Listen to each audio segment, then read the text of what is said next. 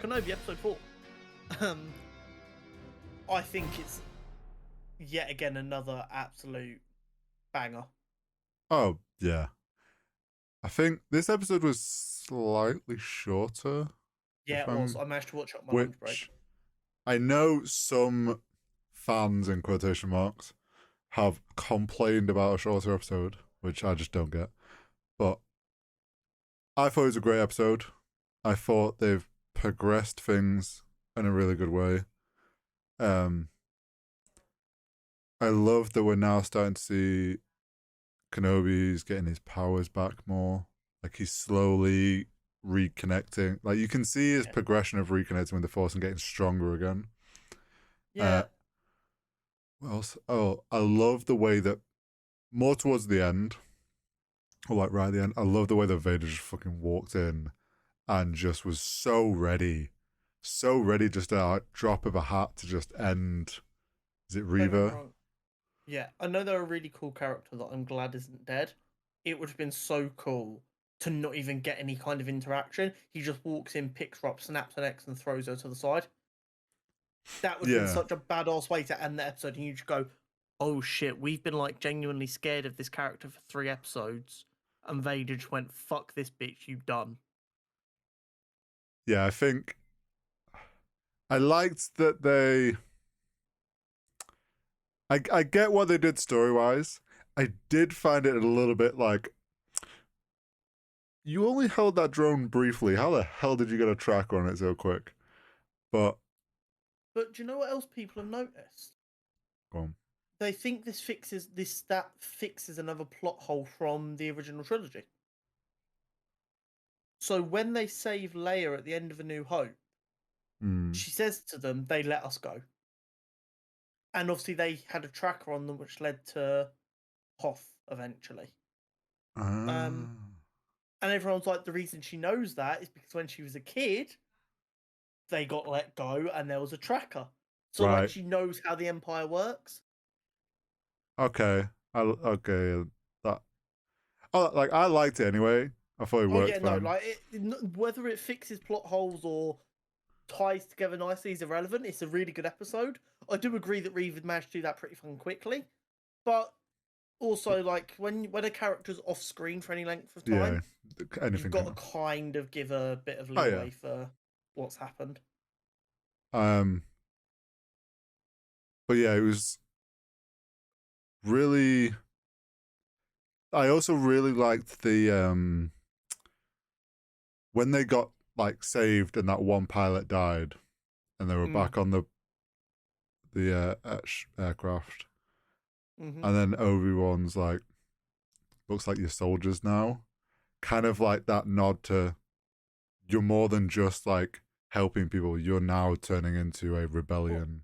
Yeah, this is the early stages of a rebellion. Yeah. Which is why Leia's so high up in the rebellion, because she's been there since she was literally a fucking child. Yeah. And I do like that. It makes sense. Yeah, I like that we're seeing that turning point of it. These people that are trying to help, like becoming more than just like your everyday person that's trying to like. It's becoming more than just that. Exactly. The Jedi tomb was mate, it was so eerie. Yeah, like I wasn't actually even like it never even occurred to me that they would maybe seal them away. Well, I suppose a Jedi body is probably quite a dangerous thing, isn't it? Yeah, I also wonder. There's like a physiological requirement to be able to become a Jedi, isn't there? Well, yeah, it's like a certain genetic the midichlorian count and whatever. So I don't know if like them being able to get hold, like rebellions being able to get hold of a Jedi body could like cause problems. I think it's more the Sith just Flexing. want those bodies. One, to flex, and two, if they ever want to use them for anything like bringing back Palpatine and shit like that. But yeah, it was so eerie him walking through. I was so ready for like either Cal or Cal's master, in the game that, yes, we saw like he dies in the game or whatever, but like just his body being there or something. And that's like the first link. Was the Jedi from a Clone Wars that we saw with the younglings helping them like build their lightsabers? Was he not in there? I think or a creature of his species? I never actually went back and I'm pretty sure I saw someone mention that. Possibly. I don't see this thing. I don't know like all the different Jedi's. I can't remember them all. I'm terrible with that stuff. And I meant to go back and look if people like worked out, oh, this is so and so from this episode. I think the child is the Master Skywalker kid from Revenge of the Sith. Yeah, I think so. And then I think one of the aliens we saw was from the Clone Wars. And there's like an episode where you have a bunch of the Padawans go off and you get like the young Wookiee. They're on their ship and they have to make their lightsabers and fight with some separatists, literally as they're making their lightsabers. And I think the really old Jedi who's like teaching them is the same race, at least, as one of the creatures we saw in the tomb. Yeah. Which is quite a cool callback.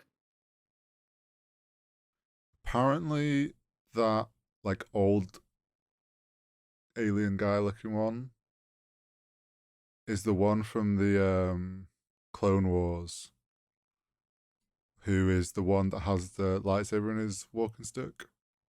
Okay, yep. That's so really cool. So they have tied in like characters from we've seen in Clone Wars then, which I do love when they do that.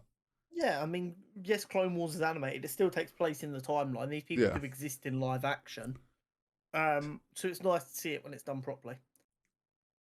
I'm looking forward to, I think the next time Kenobi and Vader meet, it's going to be a more, maybe not necessarily even fight, but like Obi-Wan's going to be in a better state. And I think we're going to get a really cool, like, really big fight between the two of them. I've seen a theory for the Kenobi series that's very interesting to me. Okay. It's 6 episodes. Mm-hmm. Each episode is based on the original trilogy and the prequel trilogy. I saw the same theory. Yeah.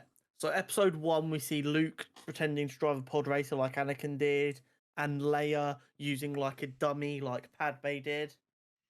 And then episode 2, what was episode? Oh yeah, we get to see like Coruscant or whatever planet we're on, but like it's the underbellies and like this quite darker sub story, I guess. Yeah. Then episode 3 ends in a fight between Obi-Wan and Anakin, with one of them getting burnt. Mm-hmm. Episode 4 is saving Leia from a fortress. Yep. So people go, do we get to see Yoda? Because obviously he's still alive. And Obi-Wan knows he's alive because he sends Luke to go find him. Yeah. Or do we get to see Qui-Gon Jinn as a Force ghost? Well, so the end, Obi-Wan's like final thing was he was going to get taught how to speak with the Force ghosts. Mm-hmm. So I'm wondering if I'm more like, I saw the theory and it was like, oh, he's going to find Yoda and train with Yoda. I don't think that happens. I think he knows where Yoda's gone, but he'll never go there because he don't want to risk Yoda. I think he does connect with Qui-Gon Jinn, and Qui-Gon Jinn lets him know that Yoda is still alive because they've talked through the Force. Yeah. And then he learns something that way. I guess you got to remember the whole line from A New Hope of, if you strike me down, I'll become more powerful than you ever realized. It's him going, you kill me, bitch, I know how to be a Force ghost. You ain't getting rid of me. I'm still going to be here. Still going to help him. And I won't have these rickety bones anymore, so congratulations, you played yourself.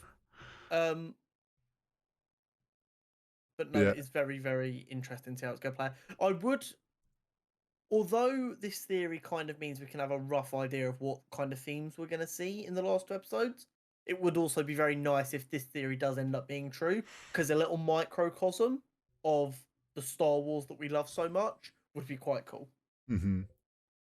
I'm interested to see if we've briefly seen some like things of Obi-Wan having like flashbacks and freaking out a bit. I'm wondering if we'll see more of that, or like when he next meets Vader, he tries speaking to him as Anakin, and that causes like flashbacks, and we see them acting out like old moments. If we get a recreation of a Clone Wars moment with them in authentic Clone Wars armor, I might cry. I'm just gonna say it now. Like, I'm wondering if he, because obviously Obi-Wan knows about Ahsoka, even though it wasn't in the films. Obviously, like, I'm wondering if he like tries to play on that to connect, like, to reach Anakin. I don't know. It's interesting to see. And we've only got 2 episodes left. Yeah, it would be nice to see Ahsoka mentioned by the legacy characters in live action. Yeah. Because like Ahsoka is a big fucking part of Obi-Wan and Anakin's life. So it's really weird that we've managed to. Obviously, I know at the time she didn't exist, like in the lore, but I mean, she does exist. So it's weird that we've gone this long without her ever being mentioned. So, yeah, when he's talking to him in episode 6, a mention of Ahsoka would be very, very good. Or if he's like, or like, there's some mention of him going to find Ahsoka. But yeah, like, I mean, what if episode 5 he bumps into Ahsoka? Also possible. Because Ahsoka's got white blades by the time the Mandalorian comes around. Because she's healed, bled kyber crystals. So that's Mandalorian. So the way Clone Wars ended, she ditched her lightsabers. In Rebels, she didn't have white. I don't think she had white sabers in Rebels. To get white lightsabers, you have to heal bled kyber crystals. Yeah. So she got the white lightsabers by killing Inquisitors. Yes. And healing their kyber crystals. What if when Obi-Wan meets her, she is healing her kyber crystals? I don't think. See, my thing is, like, I don't know if they will meet. They might, but obviously in Rebels she doesn't know that Obi-Wan's alive. When does Rebels take place? I've never watched Rebels. So Rebels is. Is it deeper into the? It's before. It's around this time that Obi-Wan's going on, because it's the start of the rebellion. Okay. So I don't know if it's just probably a little bit too early. Yeah, I don't know if this is just before, but I know the Ahsoka series is after Rebels. So it's like there's this weird, like, we're almost at that time period or not. So I don't know if she would show up. Okay. But maybe he'll show up in Ahsoka. That would be cool. Because obviously Ahsoka's after Rebels. Well, we've been told that Ahsoka and Luke know each other before Mandalorian. Yeah. And that's going to get explored. So I wonder if in Ahsoka, she's like trying to convince Obi-Wan to come away with her, and like, because obviously she's not like Jedi Order, she's like Grey Jedi. Like, well, she just left the Order. Like a bit away from the Order, but he kind of still stayed because he thought he could do good there. So I do wonder if like she's like, just come out and live with me, we'll be safe, blah blah blah blah blah, and he's like, I can't. This is what I'm doing here, and then that way at least she's aware of Luke, and then they can play more with that as time goes on. Yeah, there's so many points where they could start crossing things over. Exactly. But yeah, 2 episodes left. I'm excited.